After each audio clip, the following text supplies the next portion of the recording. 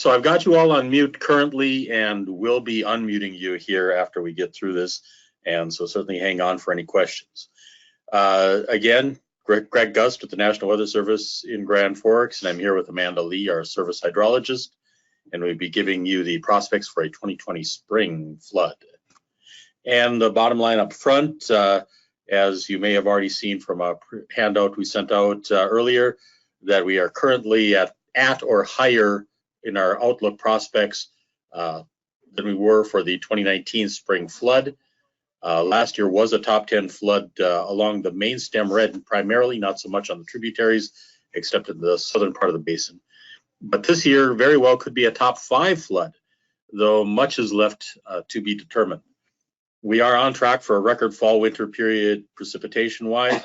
The fall to early winter period, that going back from September 1st through December, was a record for precipitation in the area. Soils are really, really wet underlying the snow cover now. And late winter to early spring, that January, February, March, April, May, or April period, possibly into May, precipitation is tracking high and is expected to continue that track. The good news, of course, our frost depths and our ice thicknesses are lower than normal and much less than in 2019. So that's the good news. But the not so good news is that there's lots of winter yet to go. So looking at, again, the flood risk by category as we've come up with the probabilistic numbers now, and this are at the 50% or greater risk of flooding. Much of the area is in the moderate to major, with a lot of major showing up in that deep purple throughout the basin. I will point out that as you look at some of those greens in the North Country, but also some points in the South, one of the things that we are seeing more and more is as the major diversion channels come into play.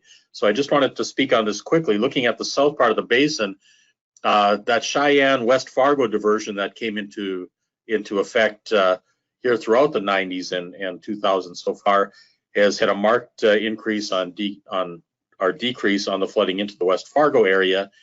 And so you're seeing that red showing up on the West Fargo diversion rather than the deep purple that it normally would have been without a diversion.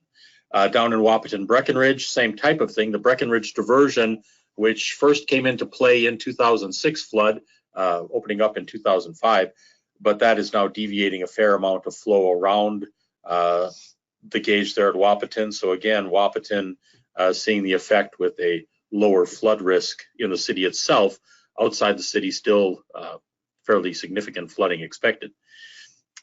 Moving up, Grand Forks, after the levees were put in place here, there's also a diversion on the Hartsville-Cooley diversion to the east of East Grand Forks that's in play, as well as a diversion on the west side of Grand Forks, picking up some of the Cooley flows that would come in and diverting those to north of town. So those are in play since 2006 and beyond. Up near Warren, the diversion up there that came into play in 2006 as well. So you're seeing the much lower threat in the Warren area. Roseau's diversion has been in play now since 2015, and that showed up with water flow last in the 2019 flood. So again, that takes the risk down substantially near Roseau. Grafton, this will be the first year that there's a bypass in Grafton in effect. The Grafton numbers I'll speak to more detail here as we go on, but we did post those, still not knowing exactly how much impact that should have, but it certainly should reduce flooding threat in the city of Grafton itself. So set the stage for what is going on here. We still have had snow this winter, but it's been mild, well, kind of mild. If you look at the December 1st through now timeframe, much of the central and eastern part of the nation is quite mild, but up here in the valley, well, actually we've been very near normal on average when you take the deep cold and the warmer temperatures we're seeing now into effect. And if you look back though through the September, October, November timeframe, we were below normal throughout most of that period. So on the whole, this fall winter period has been actually a degree or two colder than normal. You have heard about the record heat across the globe in 2019, but if you look at that global picture there, you'll see that blue area. Ooh, who's that? Well, that would be us that have been colder than normal overall. In our region, 2019 was cold, but not record cold. You'll see the below normal to much below normal temperatures across the Dakotas and Minnesota. South Dakota seeing that much below average footprint soundly across the central part of the state there. What we were, though, is we were wet to record wet across much of our area as well. Again, you see the heaviest precipitation, much above record wetness across South Dakota, but certainly arcing up through South Central and East Central North Dakota. Most of our Red River Basin above average, not as much above average in the far northern part of North Dakota, far northern Minnesota, but still above average overall for the calendar year of 2019. So that leads to this statewide rankings for the wettest year on record across North Dakota, South Dakota, Minnesota, Wisconsin, and Michigan. And that's just another look at, for the continental US overall, the annual trend. You can see the couple of inch increase overall across the nation in the last 120 years. 2019 sitting in second place overall for wetness across the continental US. Looking at our climate divisions making up the Red River Basin, and I can see that, yes, we were the new record basin average at 29.15 inches.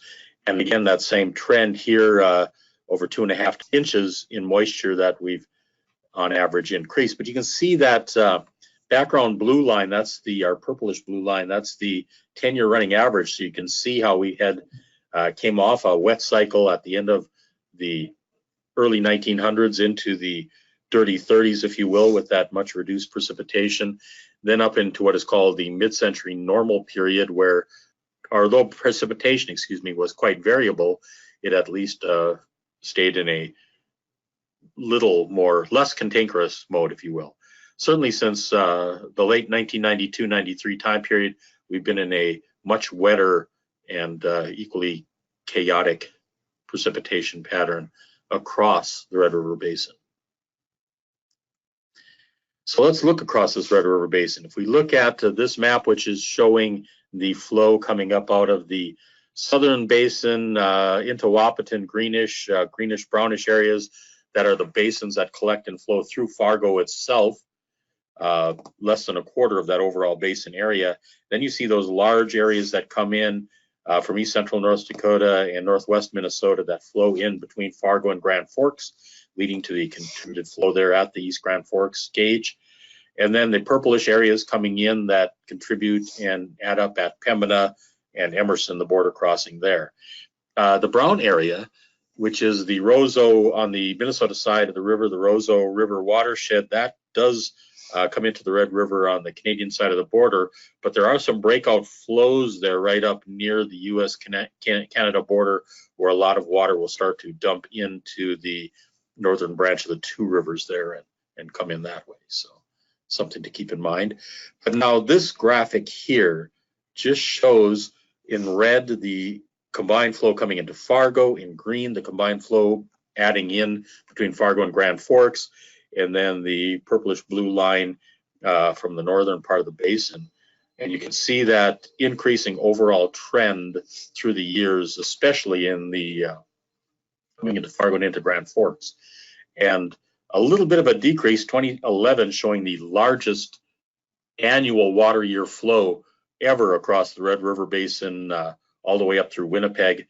And a little bit of a decrease years. We've had some drier years off and on in these 2010s, and certainly 2019 jumping right back up with an overall large scale flow.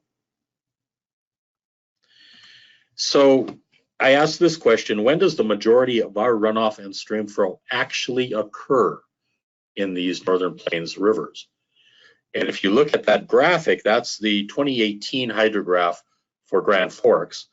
And that very high point that's showing up there, that's the spring period. That's March, April, May. And that's a logarithmic chart on the side there. So that area under the curve showing up there is really a very huge area volume-wise for water flow. And that basically, again, coming in that March, April, May into early June timeframe. And then it tapers off and you get substantially less through a normal year. We did have the big bumps coming in late October, November from secondary precipitation this year yet. So generally it's in the spring. Generally it's charged with that melting snowpack. Generally with the landscape still frozen or at least not yet growing. So before our heavier convective summer rains. Now the summertime precipitation, a lot of that is soaked up by the ground. It's used by the growing plants. So you don't see a lot of runoff into the river systems during that summer period. But then again, as the crop processes have shut down, as evapotranspiration has overall decreased, we could see some runoff again in the fall period. I've superimposed on that now just a general river type cross section for this area, and you can see that most of the time during the year rivers are flowing at the lower parts of that overall channel where it's much smaller, much less of a cross section, much less overall flow coming through there. But during these big floods, it's spreading out over a much broader area up and out of the basin. You're getting a much more optimized, if you will, flow. It's maximized during that time period. So again, huge amounts of water in these spring runoff periods. And so looking at what contributes to that, I've now focused in on the September through December, then January through April periods, and looking at the total precipitation. And you can see, again, same type of high degree of variability year to year. But now looking at these points and at this far right end, I have a question mark because I know what has happened in September, October, November, and December of 2019. But yet for January, February, March, and April of 2020, well, we don't know. So I just used the long-term averages in there. And just with long-term average precipitation for those months, we end up in second place overall for the runoff. And we only need to run another inch or so above normal, and we could set a new record for that runoff period. And that lines up very nicely with those peaks in annual flow. So that's the whole purpose of it, just to show most of our flow, whether it's the annual water year or the specific spring period, is focused on that, the fall, winter, and early spring precipitation and spring runoff. These are bulk averages for the entire basin, and they're useful for a general analysis and trends, but not so useful for a specific point forecast, which you may all be concerned about, but that is coming up here now. Just again, the fall period, wetter than normal across this northern plains area.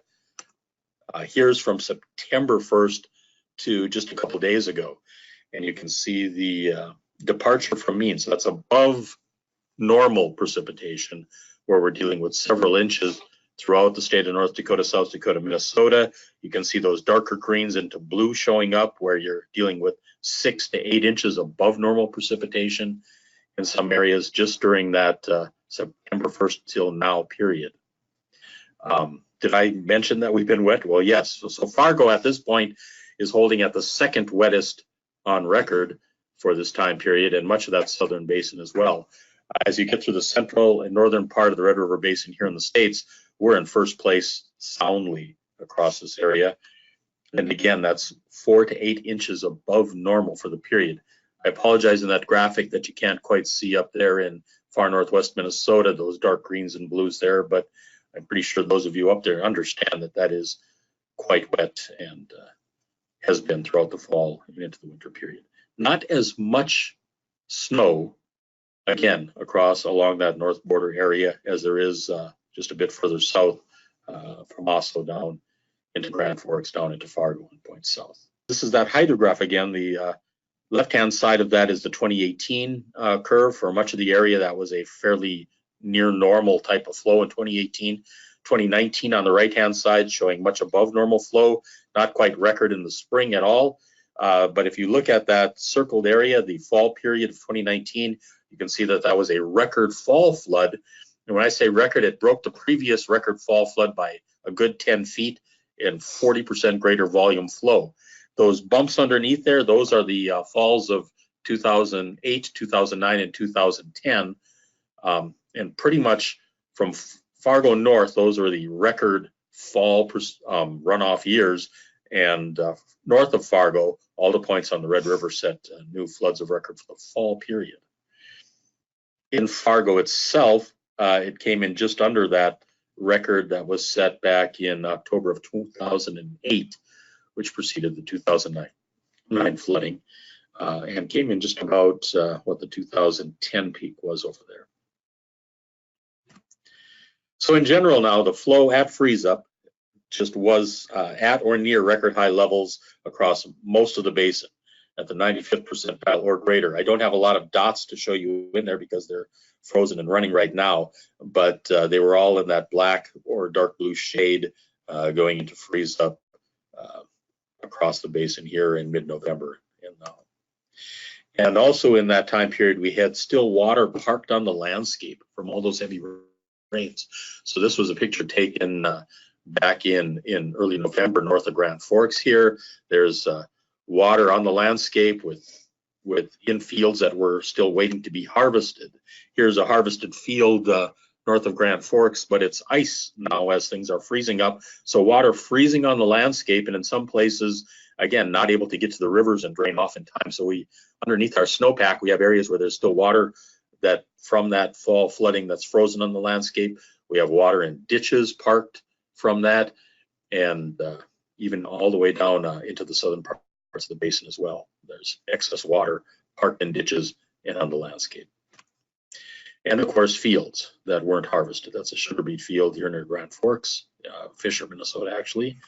Here's a cornfield in eastern North Dakota, and that's just a shot of somebody trying to harvest corn in the snow.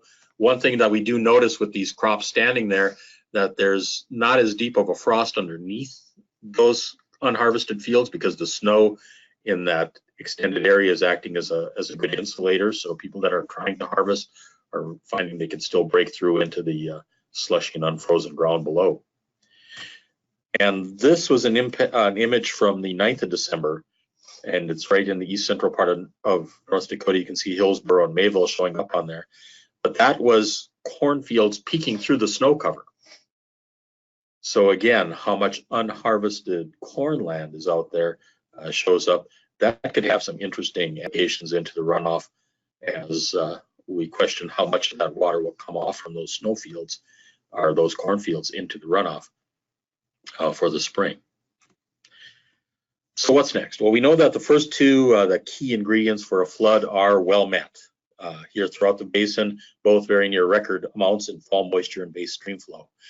Our most recent 2009, 10, and 11 historic spring floods did also have these autumnal floods, but not, at least north of Fargo, not as severe as this year. South of Fargo, similar fashion. Frost depth and winter snowpack and snow water is what we'll go into next. So just in general, the frost depths are running below normal, less deep than last year at this time, still 8 to 30 inches across the basin, but highly variable depending on snowpack and standing crops. The winter snowpack is above normal, except for the far northern Red River Basin, and the snow water in that is high, very near our typical winter season values already, higher than in some places. Again, except the exception being across the far northern part of the basin. There's some frost depth analysis, mainly 12 to 24 inches across that corridor, and the background is actual snowpack, and we'll talk about that more. So there's deep frost in most areas, shallower frost down in west central Minnesota, but also variable throughout the field locations where standing crops are. And that's the snow depth that is being carried through our modeling process. And you can see there the snow depths ranging from 10 to 20 inches across most of the Red River Basin. A little shallower on the south end, south of Fargo, near from Fergus Falls down to Wahpeton, Breckenridge, down into Morris, Minnesota, that area. And then a little less as well over the northern part of the Devil's Lake Basin and into northeast, far northeast Minnesota, North Dakota, and far northwest Minnesota. The snow water in there, again, these are just bulk averages across those large areas, but a good 3 to 5 inches across most of this central part of the Red River Basin, a little bit less on the far south and the far north ends. By comparison, January 2011 had an additional 1 to 2 inches of snow water equivalent in the south and in the central parts of the Red River Valley, and a higher runoff potential overall than we currently see in 2020, which is just to compare where we were in 2011 at this time. By comparison as well, January 1997 had higher runoff potential. 2009 actually had a somewhat lesser snow water content at this time. And there's, of course, just a graph relating to our historic spring flooding in the valley. 1997, setting new floods of record across most of the area, still a few older ones in there. And then 2009, especially impacting the southern part of the basin, 2011 peaking in there, but even 2013 and 17 showing on the far northern part of the basin on the Pembina River. And then 2019, so a new flood of record down there on the Mustinka River in Traverse County. So again, different types on the tributaries than on the main stem red, but impacts throughout these many very wet years. So what's coming up? Over the course of the next week, expecting less than 1/10 of an inch over the Red River Basin. So that's good news overall. So this first week, if you will, mild and dry conditions over the area. Snowier in week 2. So those maps that you see there are for the 8 to 14 day period, showing somewhat warmer than normal temperatures across the Dakotas and Minnesota, but with that risk now increasing for above normal precipitation starting again as we get into the early part of February. And then from there, throughout the month of February, then middle into lighter part of February, that further plunge into the deep freeze with below normal temperatures. But precipitation, at least not at this point, indicated to be above normal in the February period overall. Just a little bit of good news. And then as we get further into March and April, the below normal temperature and above normal precipitation trends are expected to continue. So again, that leaves the prospect for a later thaw open. So back to this, we see a lot of purple on there. So we'll talk to some of those areas now, starting out in the far south end of the basin. Looking on the Wild Rice River coming into Abercrombie, this year we're expecting to see mid to high major flows coming into there. And of course, you can see some bridge closures and a lot of road closures that would occur at those levels. This is a product that we started last year just on the main stem red. And with that, you can see that we now have that available for all of these tributary locations as well.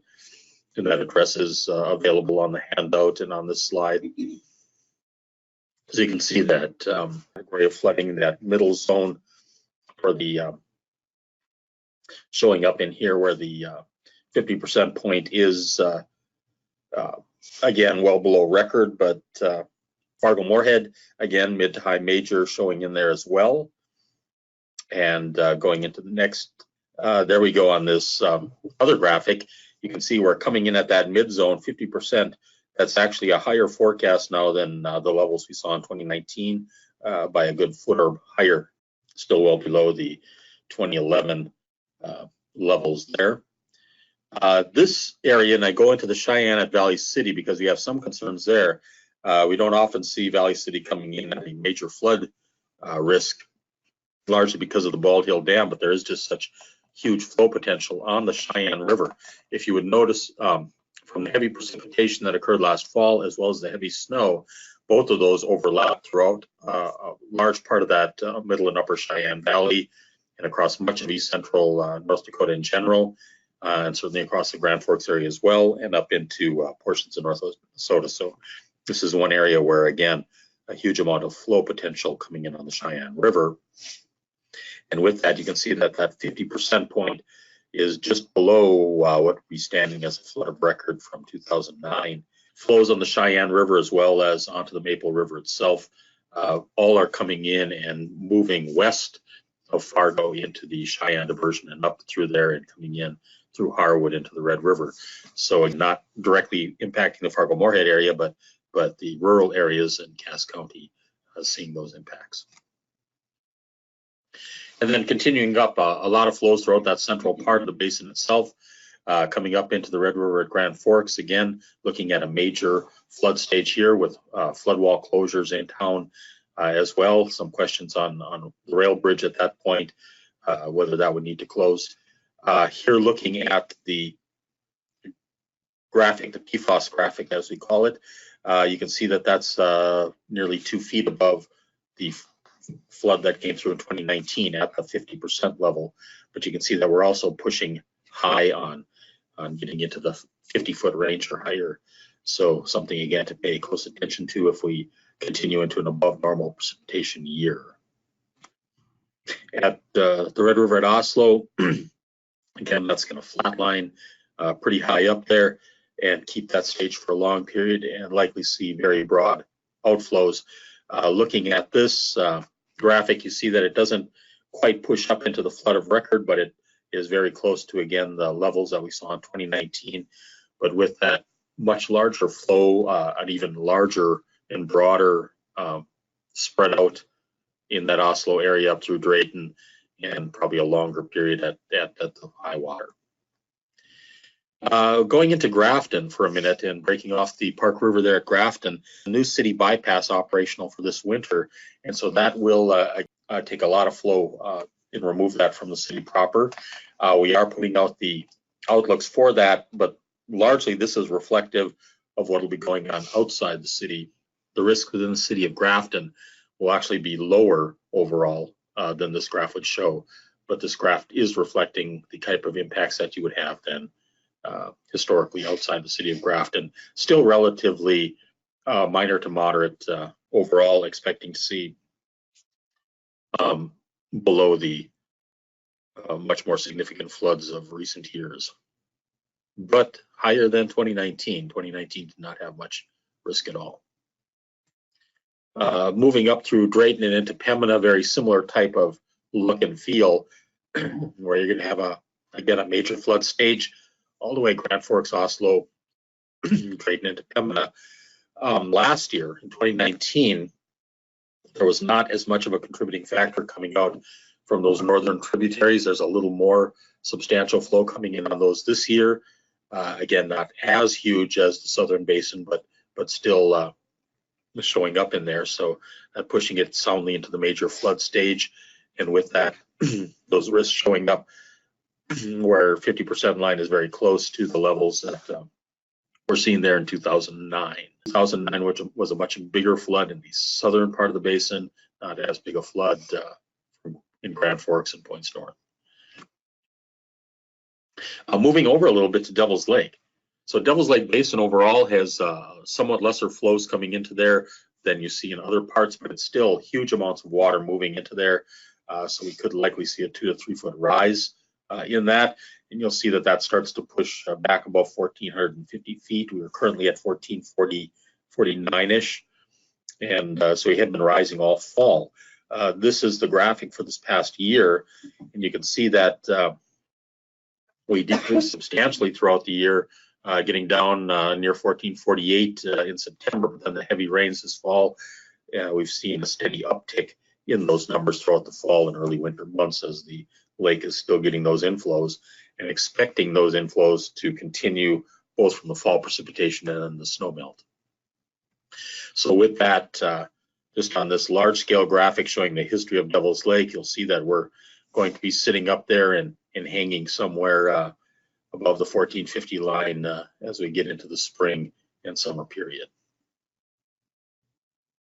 To get to the close here, was spring 2019 a top 10 flood? I think it's a resounding yes on that. The southern end of the basin, Wahpeton Breckenridge, if that Breckenridge diversion had not been in play, that would have been a top 5 flood for Wahpeton Breckenridge, but with that diversion, it ends up in 16th place. So that's a change in numbers as a result overall. Now again, a lot of the tributaries here in the northern part of the basin not showing as high, but certainly on the Red Lake River and now. But we're expecting, again, that the conditions are such we should have a higher level flood.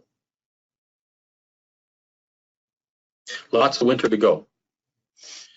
But we are going to have impacts, widespread runoff, road closures, flood walls closed, interstates, likely worse than 2019, possibly in the top 5 flood.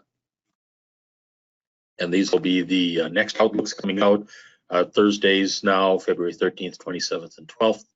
And I've set up for a similar type of telecon on those dates. Slides will be available to attendees. We'll send that to the e-blast list earlier. And so if you got the invite, you should be able to get that. And then we'll post them to our front top news on our webpage, weather.gov/FGF, and we'll post them there as well.